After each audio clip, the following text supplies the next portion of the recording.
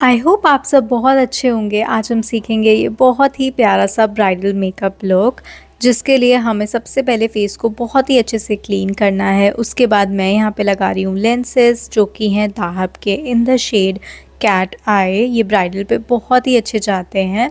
And जो इनका outfit है that is red and pink, तो उसी के अकॉर्डिंग हम मेकअप करेंगे। और स्किन टाइप मैं इनका बता दूं तो वो है कॉम्बिनेशन।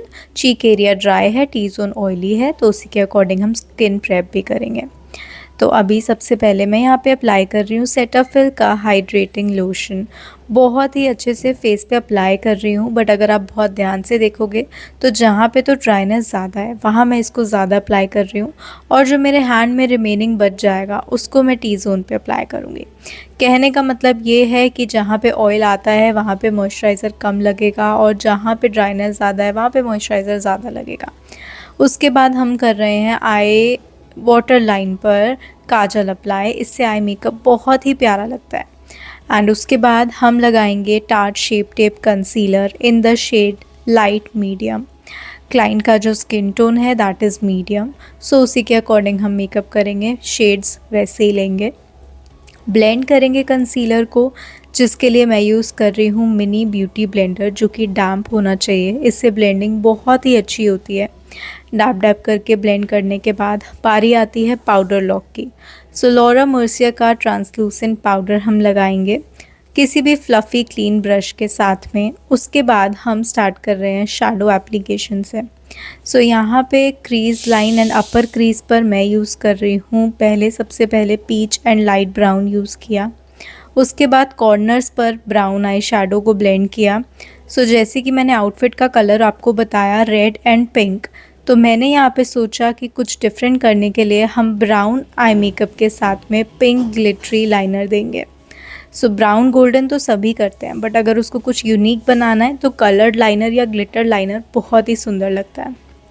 यहाँ पे सेंटर में मैं शिमर शैडो दिखा रही हूँ। स्टूडियो रूम की लाइटिंग की वजह से हो सकता है कि आपको कलर्स प्रॉपर्ली ना दिखें, इसीलिए मैंने स्टार्टिंग और एंड में इनका फाइनल लुक डाला। बट अभी आप सिर्फ फोकस करो कि एप्लीकेशन कैसे हो रही है। शेड्स एंड प्रोडक्ट्स तो मैं आपको साथ साथ बता ही रही हूँ। लिड पर गोल्डन शिमर शैडो के बाद हम लगा रहे हैं ग्लिटर। ग्लिटर के लिए हमने पहले मेकअप स्टूडियो 2 वे जेल लगाया, उसके ऊपर मैंने लगाया अपना favourite glitter which is NYX golden glitter. And generally मैं यहाँ पे एनास्टेसिया का इलेक्ट्रिक शेड यूज़ करती हूँ, बट इनके आउटफिट में ज़्यादा गोल्डन था, यानी कि प्रॉपर गोल्ड जो कलर होता है, इसीलिए मैं यहाँ पे NYX का गोल्डन ग्लिटर लगा रही हूँ। टैप टैप करके ही लगाना है ब्रश की हेल्प से। और उसके बाद बारी आती है लाइनर की। तो स्केच लाइनर जो मैं यूज़ कर रही हूँ दैट इज़ फ्रॉम मेबलिन। बहुत ही अच्छा वाटरप्रूफ लाइनर है, आप जेल लाइनर भी यूज़ कर सकते हो। पीछे से अगर शोर आए उसके लिए एडवांस में सॉरी, क्योंकि कंस्ट्रक्शन वर्क चल रहा है तो थोड़ा सा शोर आ सकता है, बट मैं अपनी तरफ से नॉइज़ रिडक्शन का बटन दबा के ही माइक से रिकॉर्डिंग कर रही हूँ। लाइनर लगाने के बाद मैंने यहाँ पे पहले ट्राई किया डायरेक्ट जो ग्लिटर लाइनर्स मेरे पास पड़े थे उसका पिंक शेड, बट वो बहुत ज़्यादा विजिबल नहीं था, तो मैंने सोचा इस पर प्रॉपर ग्लिटर ही अप्लाई करना बेटर रहेगा। तो मैंने जहाँ पे ये ग्लिटर लाइनर लगाया था ठीक उसी के ऊपर मैंने मेकअप स्टूडियो 2 वे जेल से ग्लू लगाई, और उसके ऊपर मैंने NYX का पिंक ग्लिटर लगाया, जिससे कि वो और ज़्यादा अच्छे से हाईलाइट हुआ और दिखने लगा। जितना पतला आपको ग्लिटर लाइनर लगाना है उतना ही प्रिसाइज आपको ब्रश लेना पड़ेगा। तो यहाँ पे मैंने बिल्कुल फ्लैट और पतला सा ब्रश लिया, जिससे कि मैंने एग्जैक्ट उसी के ऊपर लाइनर लगाया जो मैंने पहले लगा रखा था। हाँ, अगर आपको थोड़ा सा थिक लाइनर लगाना है तो आप थोड़ा सा थिक ब्रश भी यूज़ कर सकते हो, वो आपकी चॉइस है, और उस पर आपको ध्यान रखना है कि आई स्पेस कितना है आपके पास। सो यहाँ पे हमने एक तरीके से डबल ग्लिटर किया है, गोल्डन भी और पिंक भी। तो ब्राइडल आई मेकअप्स में या कॉकटेल मेकअप्स में आप ये कर सकते हो, बहुत प्यारा लगता है ये आई मेकअप। एंड यस, इसके बाद बारी आती है आईलैश कर्लिंग की, जिसके लिए हमने यूज़ किया है वेगा का आईलैश कर्लर। आप कोई भी अच्छा सा आईलैश कर्लर यूज़ कर सकते हो। उसके बाद अंडर आइज़ पे जितने भी डस्ट पार्टिकल्स और ग्लिटर पार्टिकल्स थे उसको हम वेट कॉटन बैट से क्लीन कर लेंगे। और यहाँ पे अभी तक हमने ब्राउ बोन हाईलाइट नहीं किया था, तो वो भी साथ में कर लेंगे। इसके लिए मैं शैम्पेन कलर यूज़ कर रही हूँ। उसके बाद हमने यहाँ पे लगाया एम्ब्रोलेस। एम्ब्रोलेस दोनों का काम करता है, मॉइस्चराइज़र का भी और प्राइमर का भी। यहाँ हम इसको एज अ प्राइमर लगा रहे हैं क्योंकि मॉइस्चराइज़र तो हम सेटाफिल लगा चुके हैं। तो बहुत ही अच्छे से इसको फेस पे अप्लाई कर लेंगे। अगेन मैं इसको उसी तरीके से अप्लाई कर रही हूँ जैसे मैंने मॉइस्चराइज़र अप्लाई किया था, यानी कि ड्राई एरिया पर थोड़ा सा ज़्यादा, और जो मेरे हैंड पे रिमेनिंग बचा है उसको टी जोन पे। ये स्टेप आप ब्रश से भी कर सकते हो।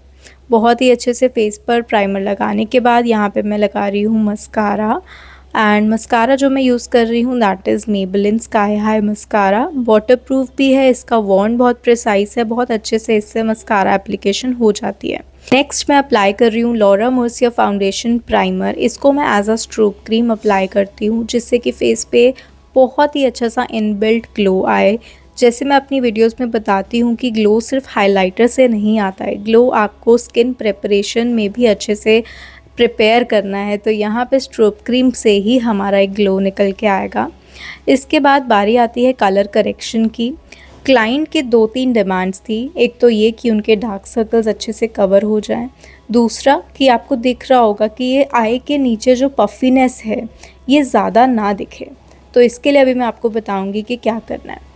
अभी आपने ऑरेंज करेक्टर अप्लाई किया, जितना भी एक्स्ट्रा प्रोडक्ट था वो आप ब्लेंडर से ब्लेंड कर दोगे तो वो रिमूव हो जाएगा एक्स्ट्रा प्रोडक्ट। ठीक है, हाई कवरेज के लिए पहले हम फिंगर से ब्लेंड करेंगे।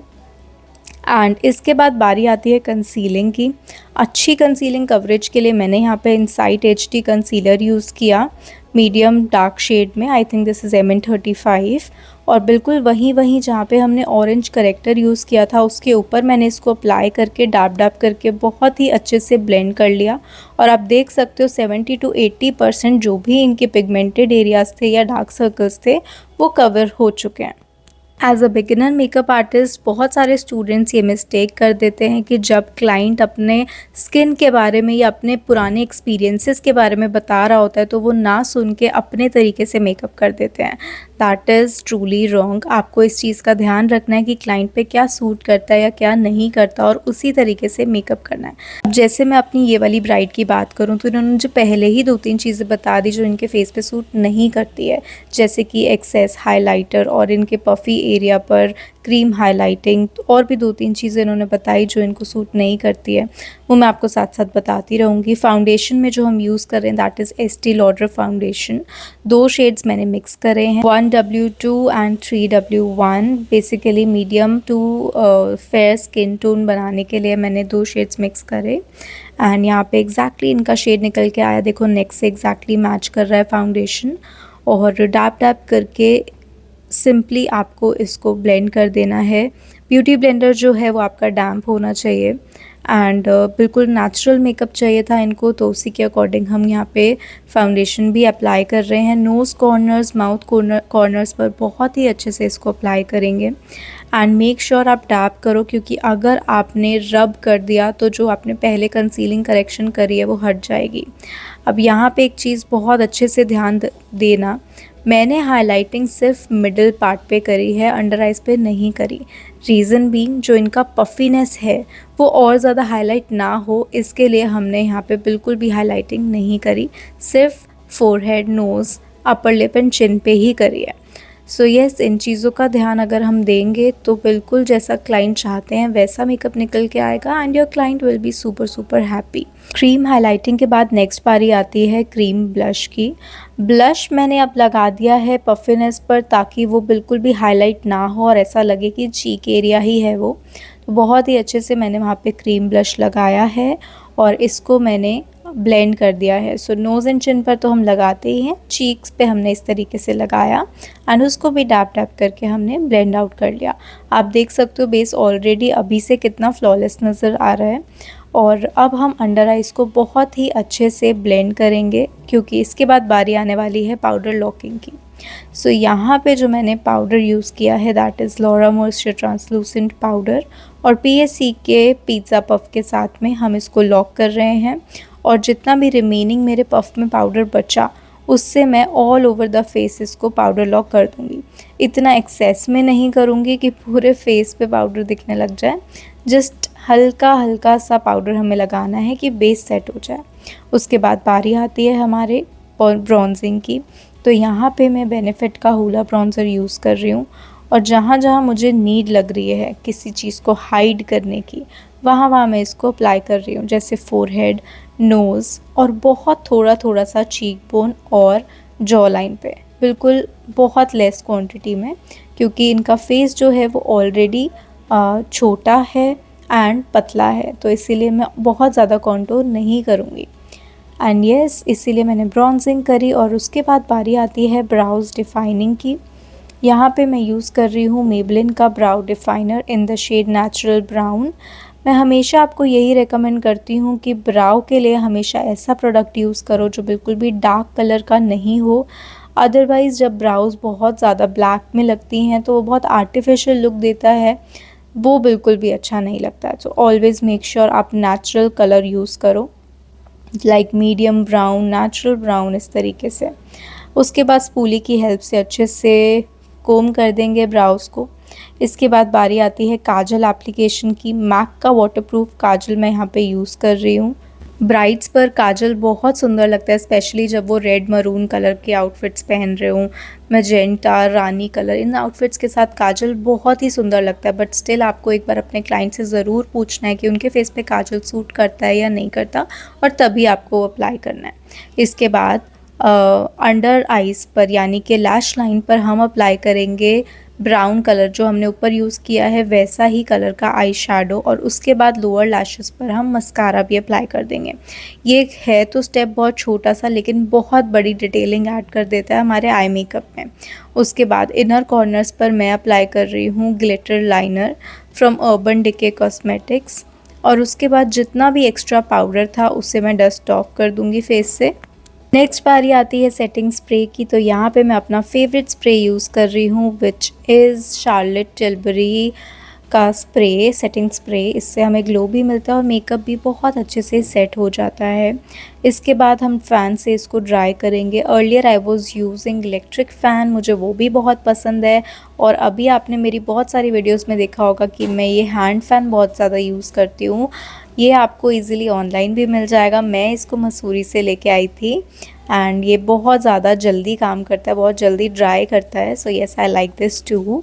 उसके बाद हम लैशेस को अच्छे से अप्लाई करेंगे, for which I am using PAC eye lash glue. Transparent glue use करोगे तो बेस्ट रहता है। ब्लैक मैंने काफ़ी बार यूज़ करके देखी है, बट वो अगर हल्का सा भी फैल जाए तो आपका पूरा आई मेकअप ख़राब कर देता है, इसीलिए it's advisable to use transparent eye lash glue. उसके बाद बारी आती है हाइलाइटर की। यहाँ पे मैं अपना मोस्ट फेवरेट हाइलाइटर यूज़ कर रही हूँ, that is Becca champagne pop. I know it is quite expensive, but अगर आप ये लेते हो, इसमें इन्वेस्ट करते हो, you will never regret it. ये बहुत अच्छा हाइलाइटर है, ना ज़्यादा गोल्डन है ना ज़्यादा सिल्वर है, प्रॉपर शैम्पेन कलर जो होना चाहिए इंडियन वेस्टर्न आउटफिट दोनों के साथ जाने वाला ये हाइलाइटर, इट इज़ अमेजिंग।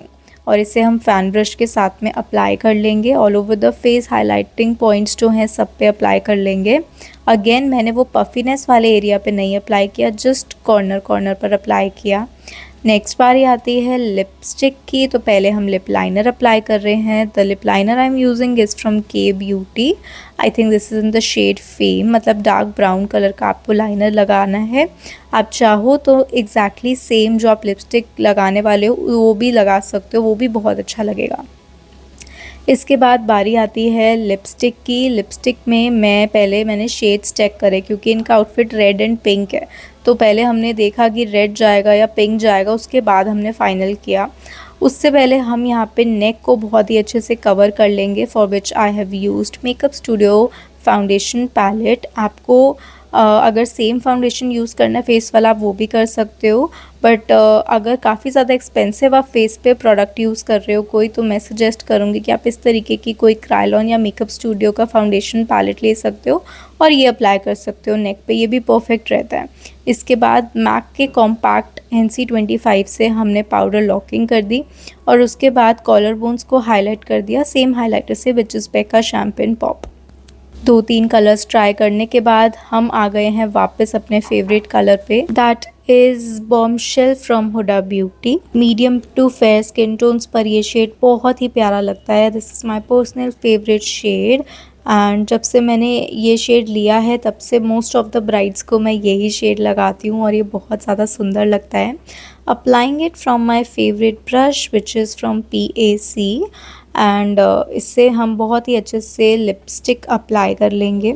उसके बाद इनका ज्वेलरी, इयररिंग सब कुछ हम कंप्लीट करेंगे।